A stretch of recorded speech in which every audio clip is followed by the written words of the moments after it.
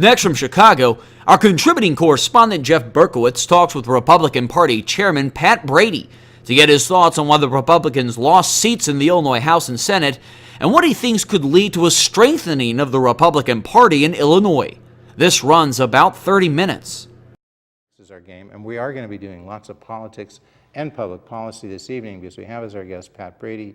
He is the state GOP chairman. We are taping this show on November 17th, 2012. And, you know, a lot of people would like to talk to Pat because, you know, they lost a number of seats. We were just talking before the show in the congressional side, which is the emphasis of Pat Brady. It is now 12 Democrats and 6 Republicans across the state of Illinois. You lost 4 seats, Pat? Mm-hmm. Okay. So you've been here 3 years.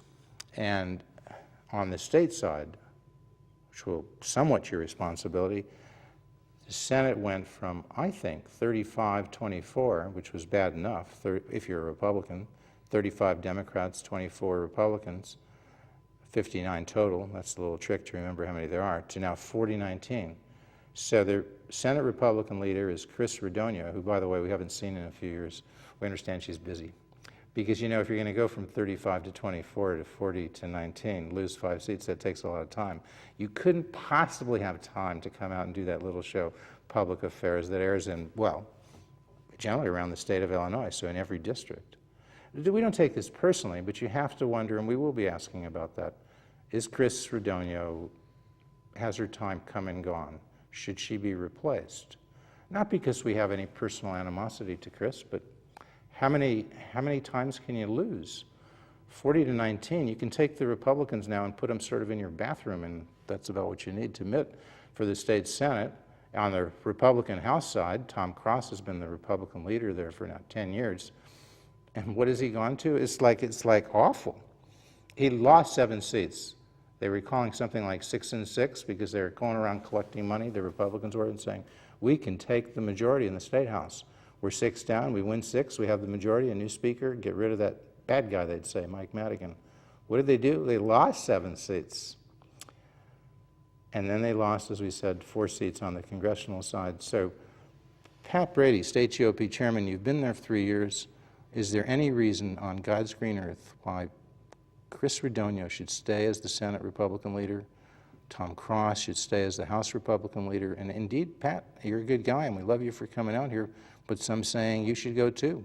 A clean sweep, and then you'll get lots of time to talk because this is a bit of a rant, but the people are saying this. This is not just Jeff Berkowitz. These are Republicans who say, you know, Republicans talk about accountability. They talk about the private sector. Pat, you're in the private sector, okay? You've been an assistant state's attorney, but you've been with Deloitte. You're now with PwC, PricewaterhouseCoopers. You've been with the law firm of Barnes & Thornburg. You know those are all private sector firms. If somebody was the head of Deloitte, somebody was the head of PwC, somebody was the head of Barnes & Thornburg, and they had 10 years of losses, do you think the managing partner would stay there for 10 years? Well, I think you need to take a bigger picture view. And with Tom and Chris, you know, it's up to the caucus on what they're going to do. Their caucus down there. And I serve with the pleasure of the Central Committee and Senator Kirk, who is the highest ranking Republican in the state.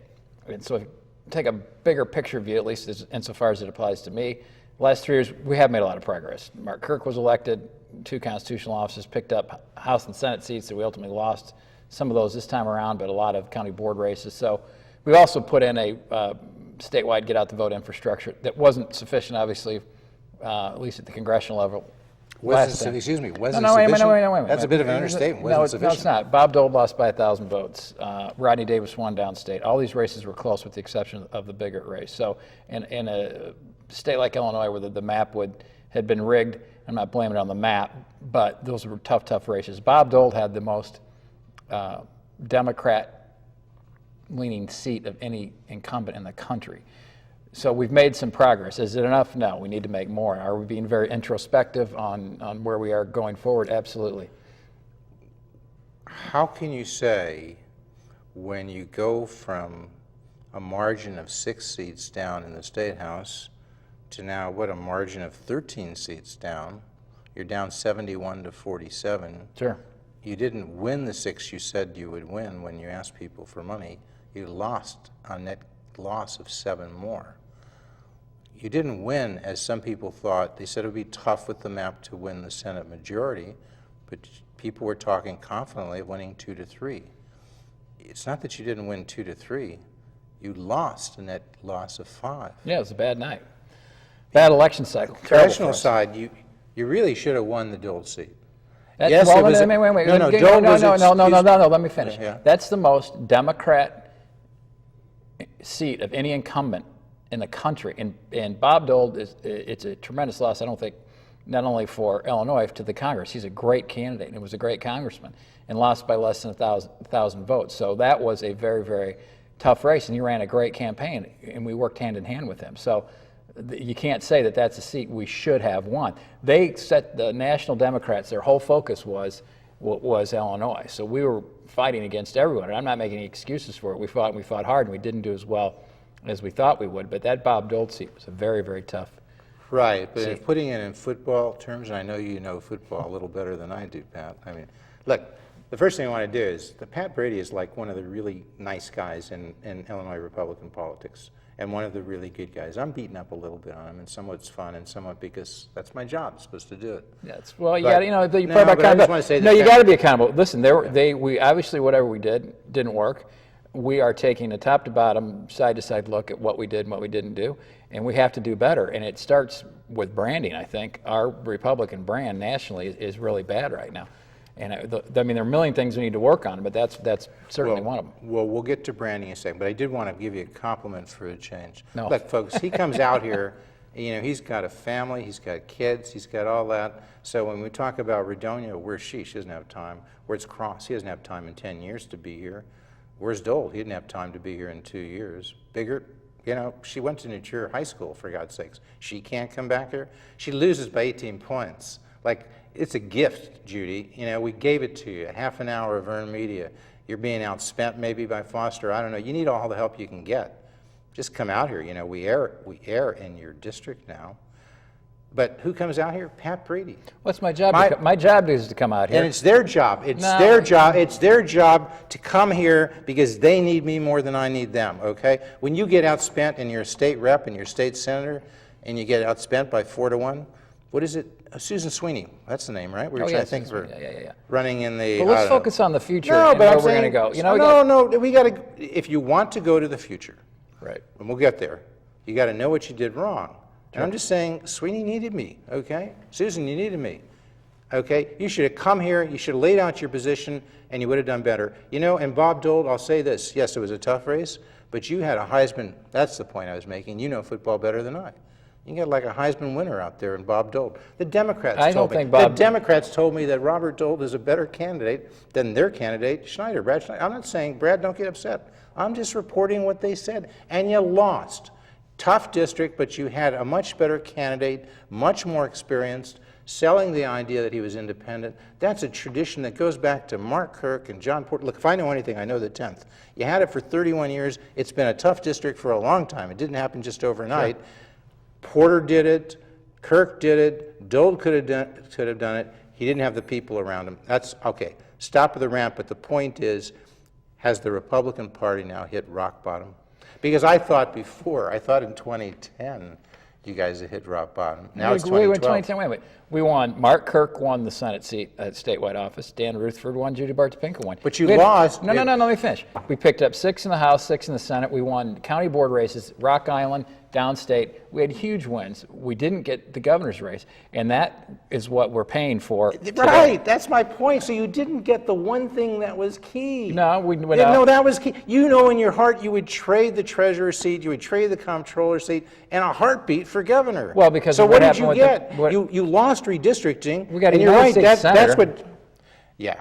And we got 2 constitutional You did offices. get the senator because if County Kirk board being- seats all over Kirk the was a country. better candidate again. If you have a good athlete who outperforms somebody else, you don't make a big fuss out of it. He's just a good athlete, okay? Sure. We know Mark, He's okay? great. Yeah, so give it to him. But the party itself was the one who should have carried the governor over the No, line. that's not true at It all. should have been Bill Brady. Yeah. No. Yeah, because Bill's out Then there. you don't understand the fundamental party operations. We had the So Bill Brady is the guy who lost it? That's what you're telling me? No, Bill? but I'm saying- Somebody's got to be blamed. Well, Look, we'll every all Jewish take the- family knows this. You got to have blame. You got to have guilt. You know? We'll all take the blame for our losses, and like you say, there is accountability. But yeah, that's what we're paying for now.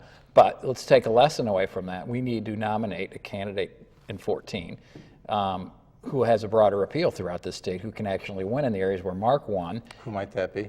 There's quite a few. Bruce Rauner's talking about running. Aaron Schock. I know Kirk Dillard.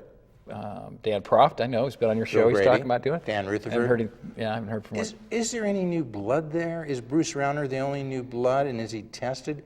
See, we've asked Bruce to come on the show. This is a bad precedent, Bruce. He doesn't even return his phone calls Well, I think too. for like 2 years. Well, we got to Bruce, are you getting caught up there? remember in his business that he has, you have to keep a real Chinese wall between government and what his business, his private equity business. So I think that could be part of the reason. But is he new blood? Absolutely, he's new blood. What does he believe? What does he believe? Give me Bruce Rauner, the essence. You're the state GOP chairman. You're up on this. Give me 3 things that are important that Bruce Rauner believes. He believes in the principles of the Republican Party. What are they that he believes in? Limited government, a government we can afford, and we need to be the party of opportunity. And the only way we're the party of let me finish. And the only way we are the party of opportunity is if we get government off our backs. But I think Bruce is going to be the kind of candidate, and I'm not shilling for Bruce, that believes that we need to be more inclusive and have a broader appeal. He's a guy that puts his money where his mouth is. He's been on the forefront of education reform in the What does state. he believe in education? Does he believe in more charter schools? I think an all-above strategy. You think? I don't want to. We don't know because he's not here talking. Well, he'll be able to. Pat Brady's here talking. He'll be but able to not Bruce articulate Rauner. his position as well. But what we do know about him Time's a publicly. ticking, Bruce. Well, anyway, he's a guy that has done a lot in his lifetime, self-made guy, and a lot of philanthropic work. Is he likable? Yeah. Would you like to sit down and have a cup of coffee with this guy? I have Would you before. have a beer with him? Seriously? Sure. Would you rather do it if you were objective? And coffee and a beer. I know you can't be objective, Pat, but you know this stuff better than anybody. And if you were a guy who was not a Republican or a Democrat and you were an independent, and you had a choice to having a cup of coffee or a beer with either the current guy in that seat, Governor Pat Quinn, or Bruce Rauner, who would you sit down with? Rauner in a heartbeat. You sure know? Look at let's go 2004. Bruce, you just had it. Just come on over. We'll give you a cup of coffee. You want a beer? We'll give you a 2014, beer. here's going to be the troika without Obama at the top of the ticket. Here's what you're going to see. Mike Madigan, who's been down there since Lincoln, Pat Quinn, who's been down there since the early 70s, and John Cullerton, who's been down there since the 70s. I mean, if it weren't for hair dye, that could be an ad for an old folks home. I mean, the same kind of government that we've had the last 35, 40 years that has brought the state to the position it's in. So to answer your question, the Democrats, nothing new. We're going to have a very diverse, exciting, reform-minded ticket. I think we're going to have a very Ticket good doesn't matter. 2014. You got to win the governorship, Absolutely, and that'll be our focus. and you got to have a guy on there who everybody knows why, if the pensions, state employee pensions are a mess, if it's $100 to $200 billion unfunded debt that the state has, they have to know why Pat Quinn is going to do less about. Bruce Rauner is going to do more about it than Pat Quinn. Okay, well, or Dan Rutherford, or what about Aaron Madigan? Schock. What about Madigan? Madigan's been down there for 40. He'll be 75, been down there for 44 years in 2014. You talk about accountability. With that, I mean, has he done anything? Then you either have to have a guy like Tom Cross, if that's your Republican leader, who's out there speaking across the state of Illinois, and he says, well, sure, I'll come on, Jeff, because you know why, Jeff? I want to tell people that the Republican Party wants to raise the retirement age. That's the fair thing to do for state employee pensions. They want to increase the employee contribution. They want to cut the cost of living adjustment. And you know what? I'm Tom Cross, and I'm telling you, Jeff, we're going to elect people who are going to do that. Now, Tom, have I said anything that you disagree with? Well, I'm not Tom, and I'm not. No, you know, I'm not, but that platform. No. You got to tell me. Does the Republican Party believe in those 3 things that I just said? Listen, I cannot. I can't put words in Tom's mouth. He's had a bill down there for 2 years on Put pension words in reform. Pat Brady's mouth. But we do know this for a fact that what the Democrats are going to do with this is what Madigan wants to do is he wants to shift all this mess onto suburban taxpayers. He's going to shift the entire $100 billion-dollar pension It's a liability. bit of an exaggeration. No, it's not. It's a bit of an exaggeration. No, it's not. It's exactly what he plans on Well, doing. it didn't. The point is, Pat, that argument, if it was made, and it really wasn't made well, it didn't persuade enough people. That's why you lost 7 seats on the House side. That's why you lost 5 seats. My little exercise to you right now was to say, if you folks had done that, if Cross had done that, if Susan, what's her name? Okay, Sweeney. We said, Susan, we love you. Okay, I want to go. No, I'm just kidding. But anyway, Susan, we love you. And so, but if Susan, if you'd come out here and done that, if you'd gone to the Journal Topics Forum and done that, if you said, this is the difference between my opponent, Mayor Moylan, and me, you would have won. And you know what? You would have won a number of seats. But you didn't do that because the geniuses in your party, and you can decide who they are, who ran these campaigns, decided things are so bad in Illinois, we don't have to say what we're going to do. They'll just come to us. And you know what? I don't think you're the right. 'Cause point I is think, you were- especially on the Senate side, I think they were pretty clear on what they're going to do. They had a whole agenda on what Even they're Dan Rutherford, who used to be a straight shooter, who used to come on the show and say things. Look, I know, I didn't know he sees Dan, but I asked people, I said, he's been around, he's been going out trying to get people elected. And I say to him right after, what did he say? I don't know. No, if he had said those 3 things, they would remember. Look, Dan, this is an early warning sign. People who are critical of your friends, right? I'm not going to join In a free market, look, Jack Roser, you know Jack, big supporter, big Republican. He sat where you're sitting just 3 weeks ago or so, and he said how he made money, how his company made money. He learned from other people, when somebody criticizes something, take it to heart and change it, change your product, because it's like doing a survey, okay? The free market, you want it to respond. So Rutherford, Treasurer Rutherford is treasurer, right? I'm your friend. You know, politics journalists can't be friends. So I'm not really your friend, but I'm being friendly when I tell you, you need to articulate your views. You need to come here, you need to go all other places and say what it is you want to change. Well, you know, I agree with your point. Am I right? That's what Ronald Reagan did. I'm not aiming at Dan Rutherford or anyone else, but we do need to better articulate our message. Our message needs to come across, because if you look at the polling number, the exit polling data, on the issues that are important to us, you know, being a pro-growth economic party, party of opportunity, party of upward mobility, we went hands down on that. But our brand is like worse than New Coke right now, because have been this caricature of us that we're not. What?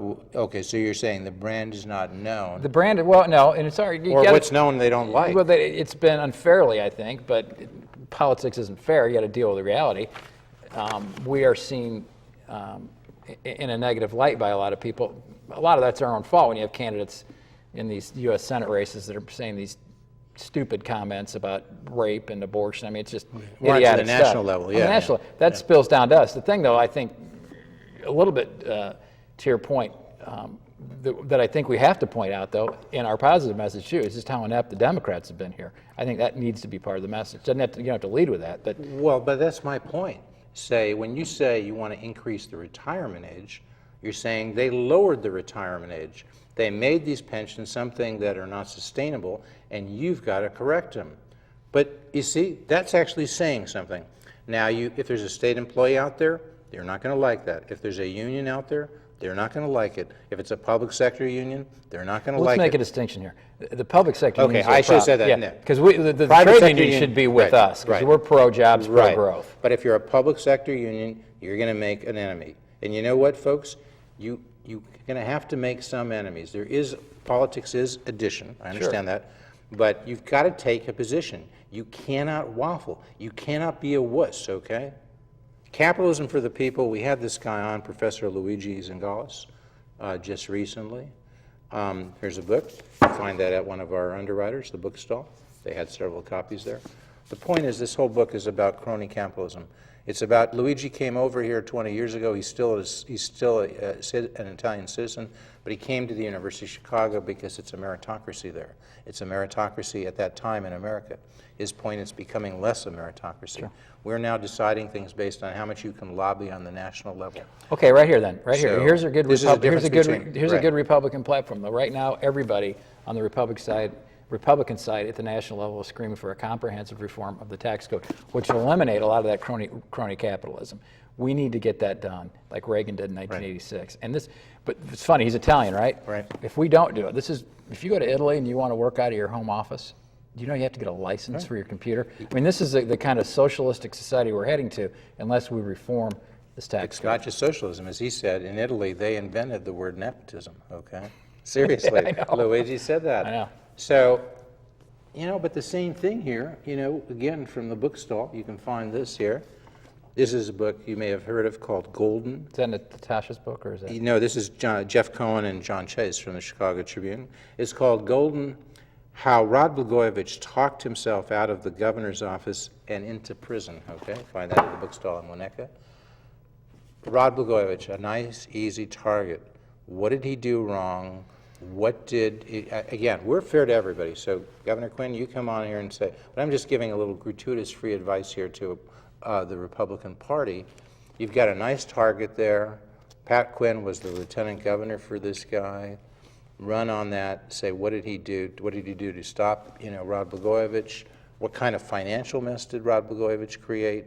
Well, they both did. It was Madigan. It was Blagojevich and Madigan. It's like shooting fish in a I know, but they barrel. agreed to the If you can't win the governor's race, and your name is Bill Brady, and you're running against Pat Quinn in 2010, and you've got an education system that basically sucks across the state of Illinois. You've got a Medicaid system that's not working. You've got a pension system that's not working. You've got people leaving Illinois, jobs leaving Illinois. You got the Illinois Policy Institute and the Heartland Institute cranking out research for when you lose if you can't win, ladies and gentlemen, I could win the governor's race falling out of bed. Well, you can't lose suburban women, and that's where we lost. That's where Bill lost. No, you can blame that and say, look. No, I'm not blaming. Those are the facts, and I've seen the numbers for 2 years. And why did Bill Brady, if you're right, assuming you're right, Yeah. and he lost suburban women, why did Bill Brady lose suburban women? He didn't campaign up here enough, and the social issues got out ahead of him. I mean, we don't have to be a party of, we don't have to be a pro-choice party, but we got to recognize that issue. And I'm pro-life. I'm Catholic, but we need to emphasize the things that people don't like, which is like partial birth abortion, or the Parental notice. Parental notice. Which I've got Pat 15 Quinn says, he doesn't want to restrict a minor daughter's right to have an abortion. He doesn't want to say that she can't have an abortion even though she hasn't told her parents. He doesn't believe that partial birth abortion should be restricted, something that Democrat, the late Senator Patrick Moynihan, called close to infanticide.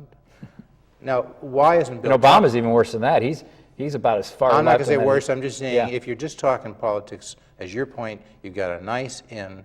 Those suburban women, they're not so enthusiastic about their minor daughters not telling them about an abortion I've got a before they have 15-year one. sick- yeah, absolutely. Right. You could be for it, you could want it, but you don't want her going off and doing that without the guidance of the parent and so forth. Pat Quinn says no, he's not going to restrict it. That's right there. I'm not saying Pat is wrong or right. I'm just saying doing politics here. It's like Casey Stengel said. Remember him? Manager of the old Mets. Okay, you're a young guy, so you remember. But Yeah, I remember.